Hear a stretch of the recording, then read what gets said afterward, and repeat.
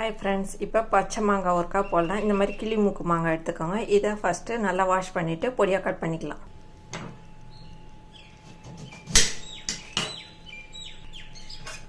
இப்போ இதை எப்படி கட் பண்ணிவிடுங்க.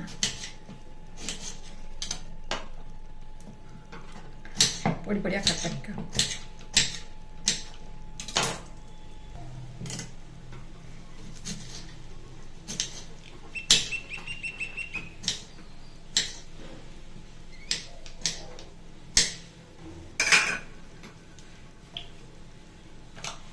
இப்போ இந்த மாதிரி எல்லாத்தையும் பொடியாக கட் பண்ணிக்கணும். இப்போ தாளிக்கிற கடாயில் நல்லெண்ணெய் ஆட் பண்ணிக்கோங்க. அப்போ தான் இந்த ஊறுகாய் நல்லா டேஸ்ட்டாக இருக்கும். கடுகு ஆட் பண்ணிக்கோங்க. இப்போ பெருங்காயம் ஆட் பண்ணிக்கோங்க. சில்லி பவுட்ரு ஆட் பண்ணிக்கோங்க. இப்போ இதை அப்படியே மாங்காயில் ஆட் பண்ணிக்கோங்க. செம்ம டேஸ்ட்டாக இருக்கும். அப்படியே குளிக்கிடுங்க. எல்லாத்துலேயும் இந்த காரம் ஆரம்பி மிங்கில் ஆரம்பி உப்பு ஆட் பண்ணிவிடுங்க.